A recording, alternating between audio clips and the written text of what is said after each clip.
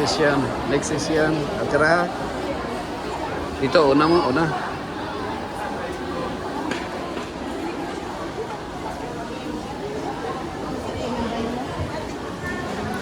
Ito, pwede sa tayo dito. Dito lang sa kwan. Tumita rito sa mo. Para hindi kayo ma-disturb.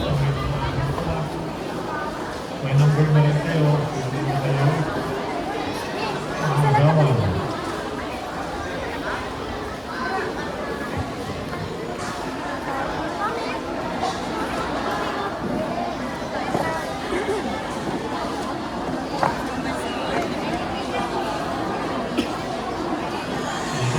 Dito po, malupan po. Pasok po.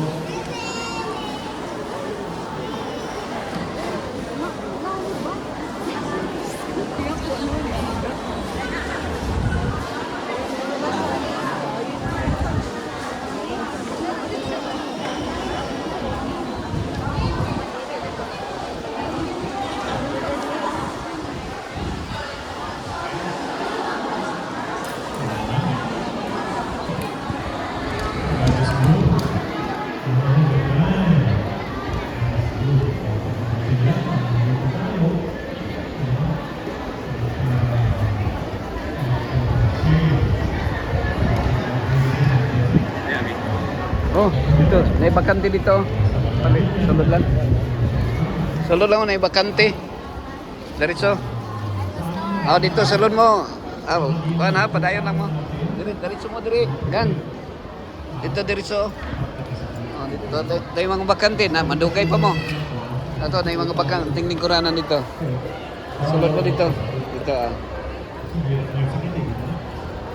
Diyan lang sa bakante.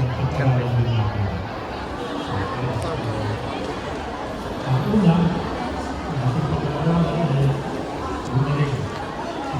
iba rin yung doon sa kabila. Ito, iba yung doktor natin dito kasama.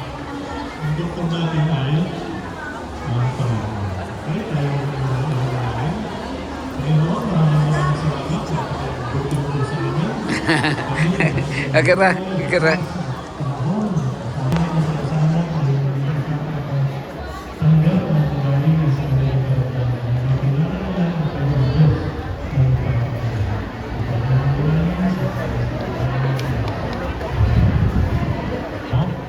So siya ang gumawa, siyang nakakaalam kung paano ayusin, kung paano pangalagaan. At pag bumibili kayo ng inyong cellphone o anong gamit, merong binibigyan na papel. Ano yung papel na yun? Yung manual. Para malaman kung paano kaya umpisahan ito. Ganun din. Ang Diyos din ay ginawa niya tayo mayroon ding manual. Anong tawag dito? Bible. So ito ang susundan natin, ito ang manual natin. Okay, bilisan natin kung paano hindi magkasakit. Yung text, saka yung book. Ito ay, sino may Bible dito sa atin? Kahit sa cellphone, meron. Ganyan na sa cellphone. Okay, yung mayroong cellphone, tignan mo sa Exodus chapter 15 verse 26. Diretso lang. Bakante. Na, nag-BP na mo? Naka-BP na mo? BP na? Nanamoy BP? Hama na? Wapa mo nag-BP? Napamiling ko na dito. Sabay na lang mo, kay madugay mo. Oo. Dito, nailingkuranan dito. Ha? Ha? Oo. Sabay na lang, kay dunga mo na sila. Kayo ay gumawa na mabuti. Pag tayo gumagawa ng mabuti, siyempre yung karamdaman ay medyo malayo yan.